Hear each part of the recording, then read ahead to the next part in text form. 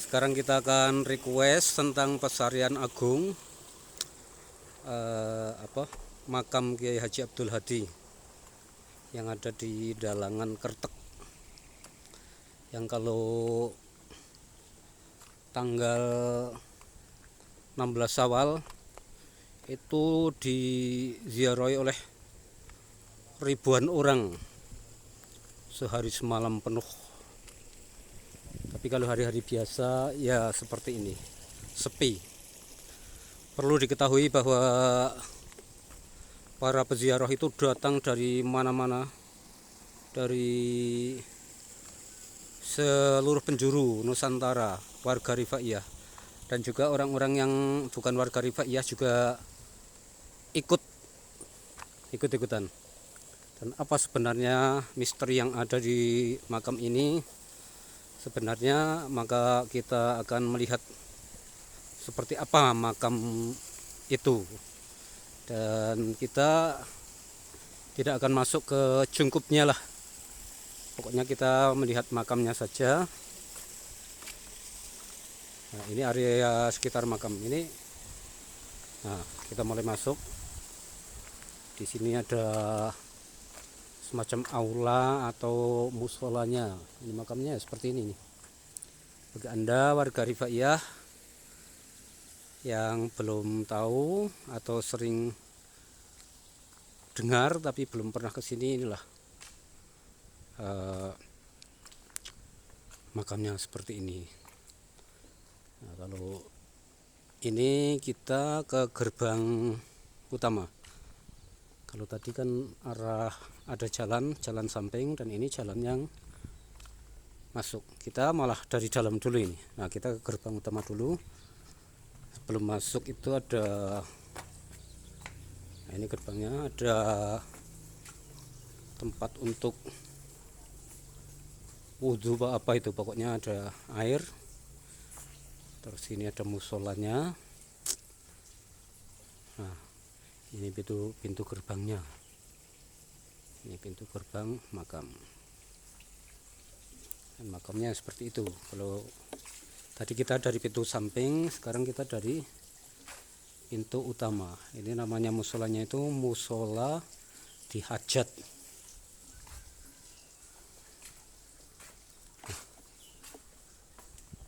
Nah, ini makamnya tadi. Kita tadi sudah dari situ terus keluar. Nah, itu dikasih jungkup. Sebenarnya dari mereka pada awalnya itu sejarahnya adalah untuk mengenang para penerus ajaran Kiai Haji Ahmad Rifai yang menulis kitab-kitab terjemahan atau tarajumah, sehingga pengikutnya dinamakan santri tarajumah. Artinya orang-orang yang mengkaji kitab terjemahan bahasa Jawa dengan ciri khas nazom, yang berjenis nazom. Kalau kitab yang prosa ada, tapi lebih banyak nazomnya daripada yang prosa. Nah, ini kalau Anda yang penasaran, makamnya makam biasa lah, nggak ada yang istimewa. Semua makam itu ya biasa. Kalau ada yang mengkeramatkan berarti salah. Ini bukan makam keramat. Karena di dunia ini sebenarnya tidak ada keramat, kecuali keramat yang diajarkan oleh Allah dan Rasulnya, yaitu tentang doa seorang ibu. Berbakti kepada ibu bapak itu adalah sesuatu yang diajarkan oleh Islam. Jadi siapapun yang ingin hajatnya tercapai atau apa, ya ibu bapaknya diopeni dengan baik, berbakti kepada ibu bapaknya setelah beribadah kepada Allah, berakidah lurus. Nah, artinya tidak melakukan kesyirikan. Jadi kalau ada keyakinan yang mengatakan bahwa makom ini, makom itu, tempat ini, tempat itu keramat, bisa mengabulkan doa, hajat dan keinginan, itu salah. Nah, terus ada orang yang mengatakan bahwa kalau orang yang mati, para wali itu adalah masih hidup, maka bisa memberikan manfaat atau bisa memberikan syafaat. Itu ya nggak bener lah. Yang benar itu ya adalah bahwa mereka yang sudah mati itu kita kenang jasanya, terus kita kita tauladani perjuangannya, juga kita mengikuti jejak-jejaknya tentang kesolehannya. Adapun kemampuan yang bisa menghasilkan sesuatu, bisa mengabulkan sesuatu, mewujudkan sesuatu, itu hanya Allah semata. Jadi termasuk orang yang percaya kepada kuburan keramat atau wali-wali sakti itu adalah salah. Yang benar bahwa segala sesuatu yang terjadi itu hanya kuasa dan kehendak Allah. Kemudian ada yang mengatakan bahwa alasannya para wali atau orang soleh yang sudah mati itu sesungguhnya masih hidup, itu adalah tertera di dalam Al-Quran, yang sebenarnya maknanya bukan seperti itu. Bukan berarti beliau itu masih hidup terus bisa memberikan pertolongan, bisa mengabulkan hajat, itu tidak. Justru ayat itu tertera pada surat 3 ayat 169 yang mengatakan bahwa sesungguhnya jangan engkau menyangka, wala tahsabanalladzi al-ayah, saya tidak hafal, bisa Anda buka sendiri di Al-Quran surat 3 ayat 169 yang mengatakan jangan pernah engkau menyangka bahwa para syuhada, para wali Allah, dikasih Allah itu mati. Sesungguhnya mereka itu hidup di sisi Allah dan mendapatkan rezeki dari Allah Subhanahu wa taala. Itu kalau kita lihat tafsirnya di tafsir Ibnu Katsir, itu asbabun nuzulnya itu dulu begini. Jadi ada 40 atau 70, itu ada beberapa riwayat para sahabat yang meriwayatkan hadis itu, bahwa ada 40 sampai 70 sahabat itu diutus oleh Rasulullah untuk berdakwah ke satu tempat, namanya tempat yang perkampungan itu ada airnya, namanya pokoknya ada Al-Ma'unah gitu kayaknya. Kemudian dari 70 atau 40 sahabat itu bermusyawarah ketika mereka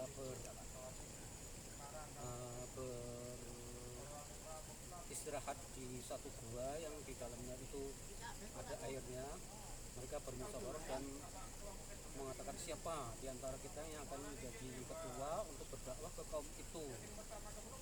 Maka adalah salah satu orang yang mengatakan saya yang akan dulu ke sana, akan menjadi orang yang pertama untuk mendakwai mereka. Sampainya di perkampungan itu, di salah satu rumah, beliau itu langsung mengetuk pintu, langsung mengatakan bahwa saya diutus oleh Allah Rasulullah untuk mengabarkan kepada kalian bahwa Nabi Muhammad SAW itu seorang Rasul, maka masuklah Islam jika kalian ingin selamat. Ya, kira-kira seperti itulah pokoknya maksudnya. Kemudian dari kaum itu tidak ada jawaban kecuali jawaban dari senjata mereka, yaitu berupa tombak. Orang tersebut langsung ditombak dari punggungnya hingga tembus ke bagian lainnya, mungkin ke depannya sampai ke depan, sehingga dia itu mati dalam keadaan syahid. Dan pada saat itu sahabat itu diperlihatkan di sana ketika sebelum meninggal itu dia mengucapkan alhamdulillahirabbil alamin, bahwa saya mati dalam keadaan syahid. Dan setelah mereka syahid itu kemudian lapor kepada Rasulullah bahwa salah seorang lapor kepada Rasulullah bahwa ada salah seorang yang sudah syahid di jalan Allah. kemudian Allah mewahyukan bahwa dia itu bukannya mati, jangan kukira mereka itu mati, sesungguhnya dia itu hidup abadi. Dan dia mendapatkan rezeki dariku, kata Allah Subhanahu wa taala. Sehingga dari 70 orang itu langsung mereka itu 70 atau 40 orang sahabat itu langsung mereka itu datang ke sana dan masing-masing mereka itu dibunuh semua. Kemudian turunlah ayat-ayat suci Al-Quran sebagai jawaban bahwa mereka itu bukannya mati tetapi hidup di sisi Allah, mendapatkan kemuliaan. Sebagian riwayat meriwayatkan bahwa dalam hadis tersebut bahwa mereka itu berada di burung-burung hijau yang berterbangan ke surga, ke sana kemari di seputar surga. Jadi mereka belum berada di surga tapi berada di dalam burung-burung hijau yang mereka tiap harinya itu dari pagi sampai petang itu aktivitasnya itu berterbangan ke surga. Tentu saja mereka belum sampai ke surga karena belum ada pengadilan, belum ada hari kiamat, maka nggak ada manusia yang ke surga, karena Allah menjanjikan bahwa surga itu akan diberikan kepada orang yang sudah mati dan sudah ada hari kiamat, kemudian baru ke surga. Dan itulah yang mengatakan bahwa wali-wali Allah, para syuhada itu sesungguhnya tidak mati, pada hakikatnya dia masih hidup di sisi Allah. Ini biasanya ayat-ayat ini itu diartikan secara maunya sendiri, tidak membaca kitab tafsir, tidak mengkaji wahyu Allah secara benar, tapi mereka hanya ngarang. Di dalam Al-Quran dikatakan sesungguhnya wali-wali Allah atau orang-orang yang beriman, para syuhada itu ya, termasuk itu tadi, itu sebenarnya nggak mati tapi mereka hidup.